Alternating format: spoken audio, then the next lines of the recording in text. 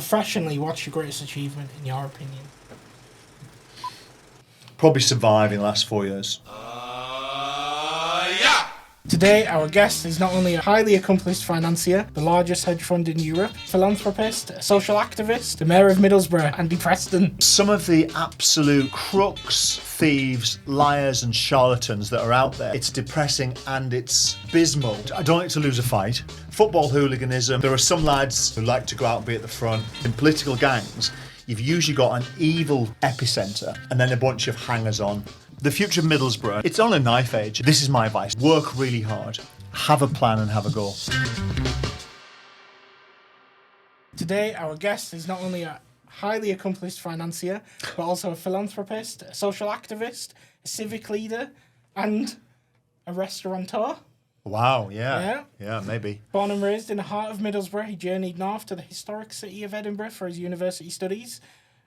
After his graduation, he plunged into the world of high finance, carving out an impressive career as a hedge fund manager for what was then the largest hedge fund in Europe, exploiting the convertible bond market. Not sure it was the largest. It was definitely pretty big.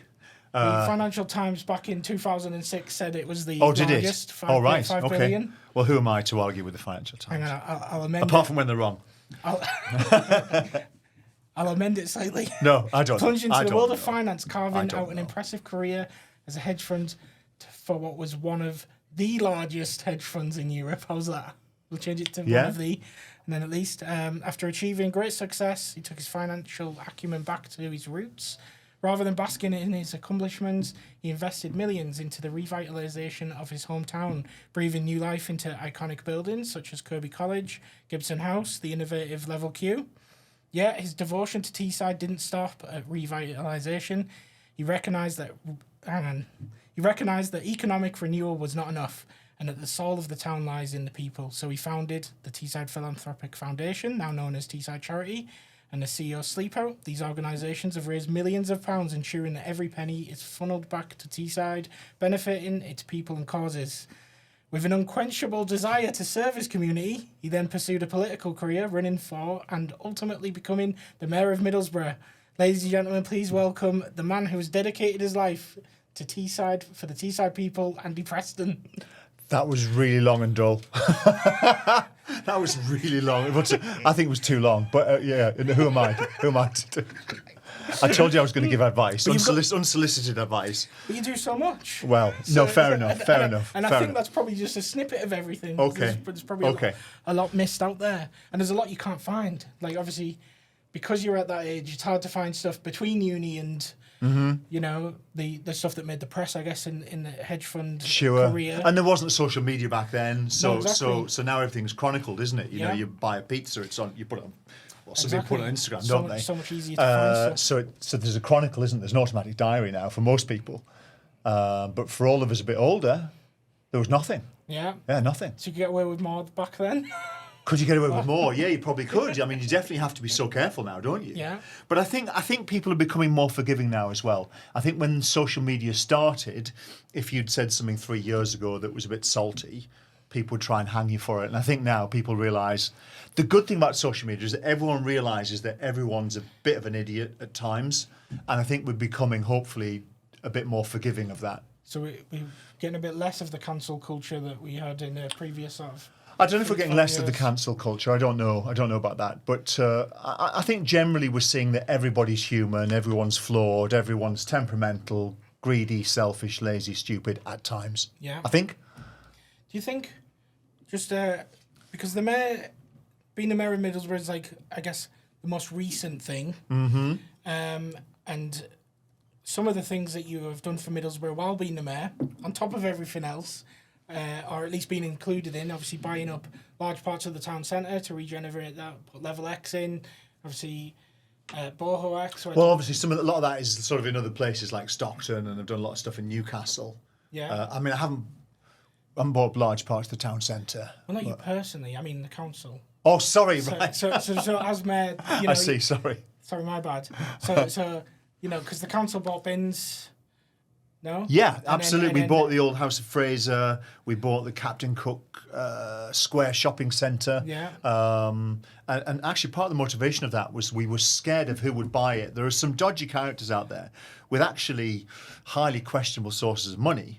But even if they're not questionable, these people will buy something and sit on it for 20 years and hold you to ransom. And then they know that as a town, you cannot leave a landmark building very long. You have to come and buy it. So they'll buy a little gem, something that's really important and highly visible, and they say, right, it's for sale, but you have to pay X. You often feel obliged to do it. Yeah. So in the council, where does that knowledge come? Like, is that you knew that, or the rest of the team knew that? I think there are certain characters out there that the team knows quite well and is exceedingly wary of. Yeah. Yeah, and I knew that too. Yeah. But then on top of that, obviously, we've got Boho X now. Mm-hmm. Yeah. Ready to launch, to keep, stuff like that retains companies like Double 11 in the area, because ultimately they're going too fast. Or not too fast, but they're going exponentially, where they might have to look outside of Middlesbrough or Teesside even to hold their base. Obviously, you put new tenants into the new office space that was earmarked for the council. Yeah. And yet, we benefited Middlesbrough so much here, and yet you're quoted to say it was the worst 4 years of your life. Oh, it was definitely the worst 4 years of my life.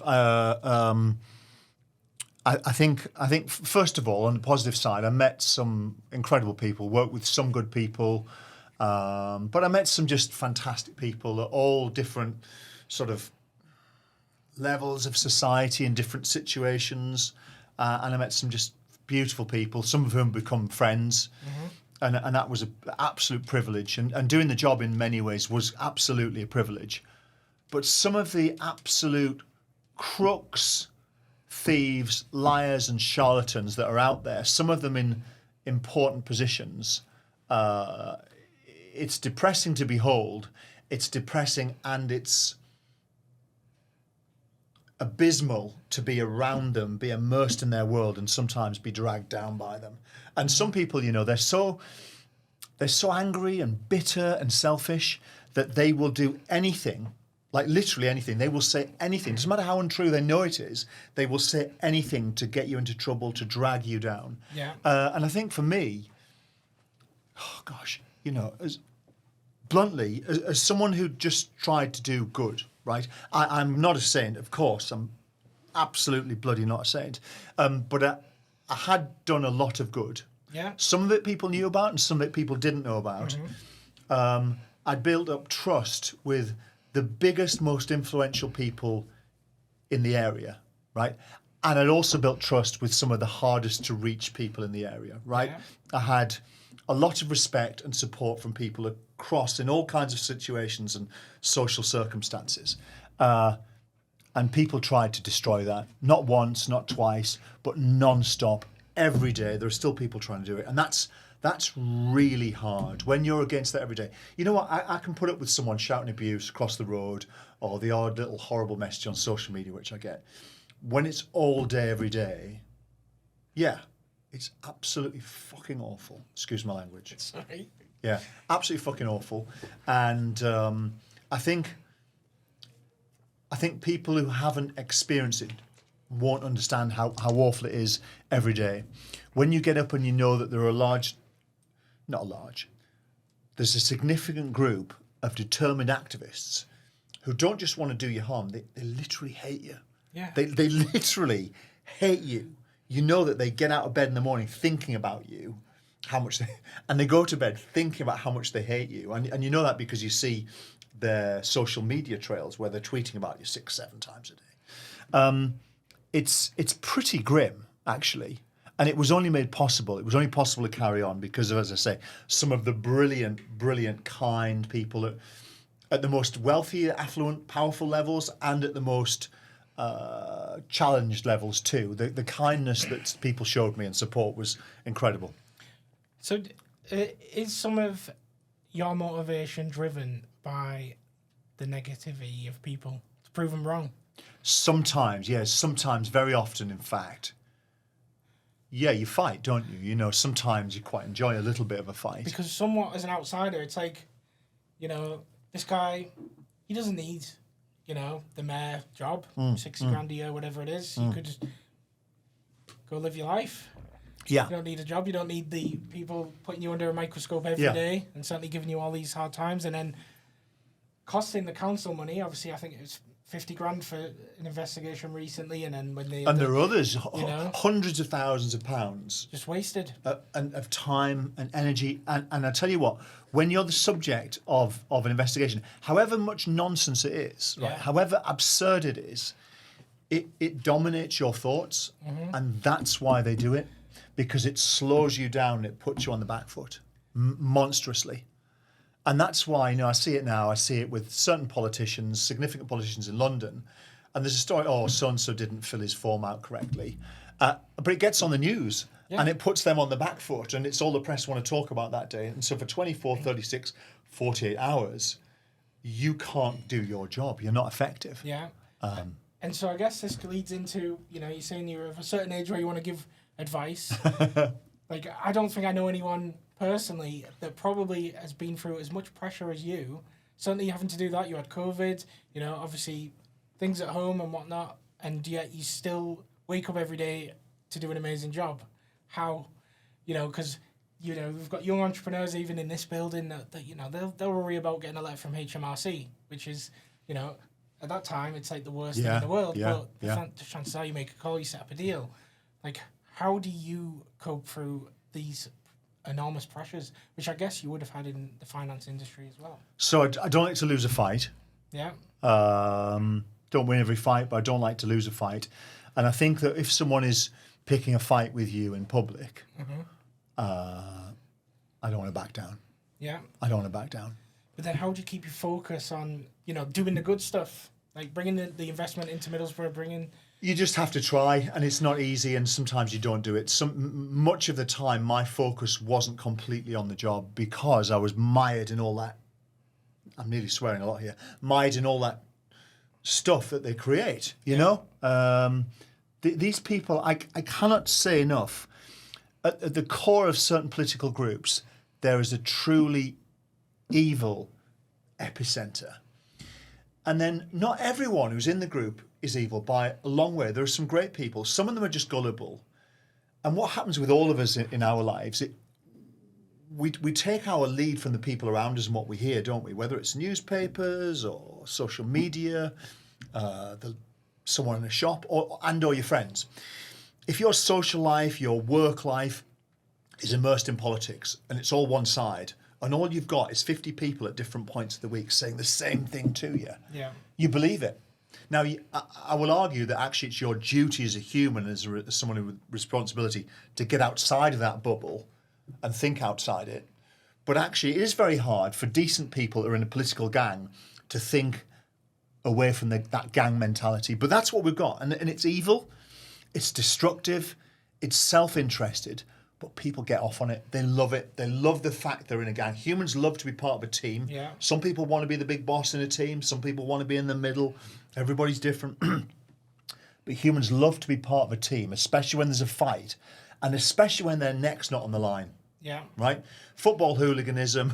There are some lads, when it was a big thing, who like to go out and be at the front, wade in and throw the punches. Most football hooligans love to run and a shout and a chase, and throw the odd little punch as part of the thing, then run off. And I'm getting off the subject, I know here, but what I'm saying is in political gangs, you've usually got an evil epicenter and then a bunch of hangers-on, many of whom are quite nice people, and they think they're doing the right thing, but they contribute and amplify. Without them amplifying the message of the evil core, the nasty stuff wouldn't be possible. And I don't know how you fix it. I don't know if it ever will be fixed. But I'm on a mission to expose it, and I'm on a mission actually to reach out to the people, which I will be doing, who are involved in this political gang, who've told lies about me and other people of the damage they do to our area by not looking outside of the gang they're in. Yeah. I'm getting off the point, aren't I? Sorry. That's all right. It's all good. We chop it up. But then, so I guess, what is the driving ambition? Because obviously you set up these charities, which have, I think, combined now probably past the 10 mil mark or getting there. I don't think it's that much. It's 8 or 9. Yeah. I don't know. I should know, shouldn't I? But We're not far off. yeah. Keeping all that money on Teesside, doing great things for the local area. Where does the love for Middlesbrough come from? Obviously, but there's so much love. Well, I love an underdog, right? I think most people love an underdog. Yeah. You know, not everyone. I mean, you see these people, don't you? You see like grown men who support Man United because they're the best team. Instead of supporting their local team or a team that's challenged, they think, oh, they're the best, I'll support them. But most of us aren't like that. Most of us support where our blood is or support the underdog. And that's a lovely thing. And I definitely have that, supporting the underdog. Yeah. I want to see people realise their potential. I want to see people live a better life. And when you look at Middlesbrough and Teesside, it has the same problems as everywhere, by the way. It doesn't have unique problems, but it has them on a bigger scale to other places. And to me, getting out of that isn't that hard. It takes a bit of bravery, a lot of hard work, and time. But it's very doable. And I wanted and still want to help make that happen. And it is very doable. But it involves breaking with the mentality of the past. Do you think it's possible? Massively. Wow.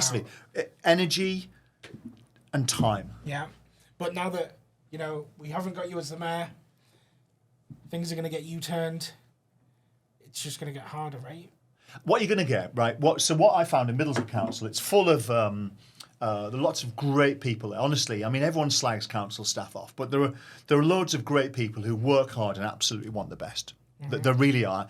When you pay your council tax bill and you don't interact with the council much other than paying the bill, you don't see that. But there are loads of people doing great work. They're also human, right? Yeah. So they want to do their job as best they can, but have as easy a life as possible. And categorically, when I became mayor, what I saw and what the senior staff confirmed is that they used to do what they wanted. Yeah. It was the council staff that ran the town. Wasn't the mayor, wasn't the council, it was the council staff that ran the town. The council staff did what they wanted to do. So, and they wouldn't do anything malicious, by the way, but if you were allowed to do whatever you wanted to do and all of your staff were allowed to do whatever they wanted to, it wouldn't work. No. It would be okay initially, but gradually it would get to a point where everyone was comfortable, but not much was achieved. That's one of the things that has gone wrong in Middlesbrough and Teesside. All right? Mm-hmm. Good staff are not getting the direction and orders that they need and actually probably deep down want. They're doing the easiest, simple things and they're not doing the hard stuff. Mm. And that's one of the things that changed. And that's one of the things that we started to make a lot of progress on. COVID was a challenge and it slowed that down. But we did. I mean, the biggest achievement I have, I think, when I was there, that is largely invisible, is that the culture started to change where instead of the staff running Middlesbrough, it was the people who were elected to run Middlesbrough that were running it. And changing that culture, wresting that power was fucking painful. Yeah. It was fucking painful. It was a fight, sometimes a real fight, not physically, but verbally, psychologically. And sometimes it was much more subtle than that. But every day it was about taking back power from people who should never have had it, legally or morally, and changing the way we did it. And that's a process that I got underway. Would have finished it if we hadn't had COVID, but really got underway. And that's a big success, actually. But the people can't see it. What's going to happen now, in my opinion, that's all going to be undone. Because it's the same old people back in charge. The same old people who want to be in the paper opening a new building, but don't actually want to take the responsibility for the really difficult decisions, the really tough stuff, and take control and go to the public and admit when it's not worked out. Say when you've got it wrong. That's the tough bit. Politicians used to hide behind staff. Staff are largely invisible. And that's what went wrong in Middlesbrough for decades. Mm-hmm. Sorry for the lecture. All right, that's good. This is good. So then what's the plans now for you? For me? Yeah. I do not know. I really don't know. Mm-hmm. People don't believe me. There's a famous French newspaper called Le Monde. And a French journalist came over to Middlesbrough several months ago, and I was chatting to her. And she was saying to me, oh, you got an election, blah, blah, blah, blah. What's your plans, medium term? I said, I don't know. She said, really, you don't know? I said, I don't know. Yeah. And she clearly didn't believe me, but I didn't know. And anyway, then the interview ended and her assistant came and said, oh, the taxi's waiting. I said, where are you going in a taxi? She said, I don't know. I said, yes, you do. She said, so do you. She was convinced that I knew, but I'm not someone who's got like a plan. I'm not someone who's got a sheet of paper under my bed, on my pillow that I read every night with a master plan on. I work hard. I try and do stuff that, because I'm very lucky in that I can live the life I want to some extent. I'm at the mercy of every health and everything else like everybody else is, but I have lots of choices. I choose stuff that I enjoy, stuff that I think adds some value, and stuff that I think gives some meaning. Amazing. This one's going back a bit, but what advice would you give to the current mayor or future mayors of our great town? Be honest with the public. Tell them what you're going to do. Don't lie about what you're going to do when you know you're probably not. Tell them what you're really going to do, and then just effing do it. Yeah. And don't mess around.